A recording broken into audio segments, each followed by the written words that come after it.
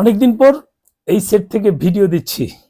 এখন অফিসে বসি, বেশিরভাগ সময় সকাল 10টা থেকে রাত 10টা 11টা পর্যন্ত ওখানকেই দেওয়া হয়। যাক, যেটা নিয়ে কথা বলা, আমাদের স্লট, নিয়মিত স্লট পাচ্ছি। আপনারা যারা এমার্জেন্সি স্লট চান সেটা নিতে পারেন। এমার্জেন্সি সবাই চায় না, একবারে ভেরি আর্জেন্ট, সেটা যাদের প্রয়োজন নক দিবেন, আশা করি পেয়ে যাবেন। আমার কয়েকটা স্লট, অল্প কয়েকটা বাকি, কারণ 100-র উপরে ছিল স্লট, সেগুলো এই লাস্ট 2 সপ্তাহে আলহামদুলিল্লাহ হয়েছে। এখন সর্বশেষ কয়েকটা স্লট আছে, সেগুলো যদি হয়ে যায় তাহলে এই পুরাতনগুলো শেষ হয়ে যাবে, কারণ এটা তো আসলে লটারির মতো ওঠে। নতুনগুলো উঠে যাচ্ছে, পুরাতন অনেকগুলো থেকে যাচ্ছে। এখন যদি নতুন গুলো না দিয়ে পুরাতন গুলো দিই, সেগুলো প্রবলেম, কারণ অনেকের একদিনে সময় নিয়ে স্লট দিচ্ছে, সেটা খরচ বেশি হয়। যাদেরকে দিয়ে করাই খরচ বেশি না, অনেকে 2 দিন, অনেকে 3 দিন, অনেকে 5 দিন সময় নিয়ে স্লট নিচ্ছে। যাই হোক, এখন নিয়মিত স্লট হচ্ছে। আপনারা যদি মনে করেন যে এই মুহূর্তে আপনারা স্লট অন্য কোথাও পাচ্ছেন না, আমাদের এখন উঠছে, আমরা এখন পাচ্ছি। হয়তো সামনে আবার, যেমন প্রায় 2 মাস আমাদের স্লট ছিল না, এখন হয়েছে।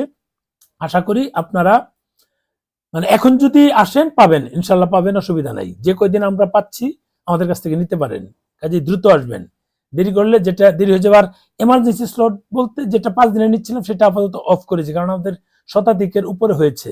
আমরা আগামী রবি আবার সোমবার থেকে এমার্জেন্সি স্লট নিব, আগামী সোমবার থেকে, এর আগে নিব না, কারণ হাতে 2 দিন, বুধ বৃহস্পতি শুক্র শনি তো বন্ধ থাকে, রবি সোম, এই 4 দিনে এমার্জেন্সি স্লটগুলো শেষ করব।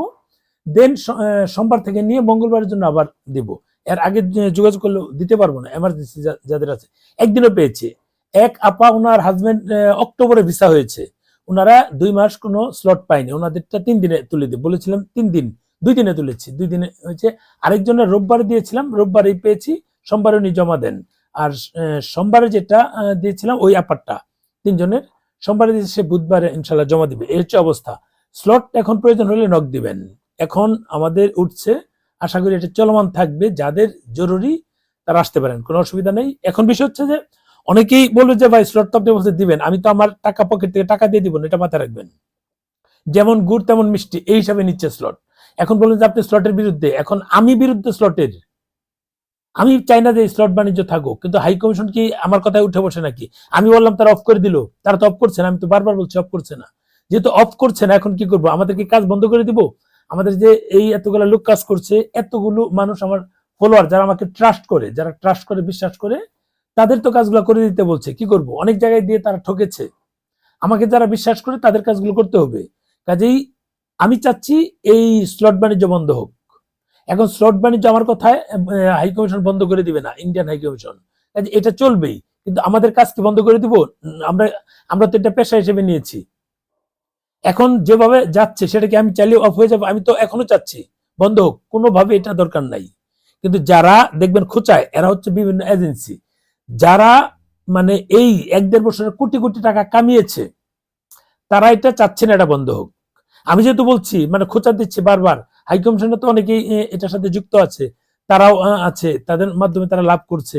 এই খোঁচা দেওয়ার ফলে তাদের যদি কোনো কারণে এই স্লট বাণিজ্য বন্ধ হয়ে যায়, তাদের প্রবলেম হবে, তাদের একের গোছানো হবে। যার ফলে দেখবেন আমাকে একজনে একটা মেসেজ দিয়েছে যে আমি তো বলছি 2200 টাকায় আমি নাকি স্লট দেই। এই বোকাচন্দ্র গুলো ইন্টেনশনালি কথাগুলো বলে, আমার এখানে আছে, দেখাবনি। এই বোকাচন্দ্র গুলোর কাজই হচ্ছে, কারণ আগে বলছে যে স্লট নিবে কত, এত টাকা, বলছে আমি তো বলছি 2200 টাকা। আমি ভিউ ব্যবসায়ী, অমুক ব্যবসায়ী, অনেক কথা বলে।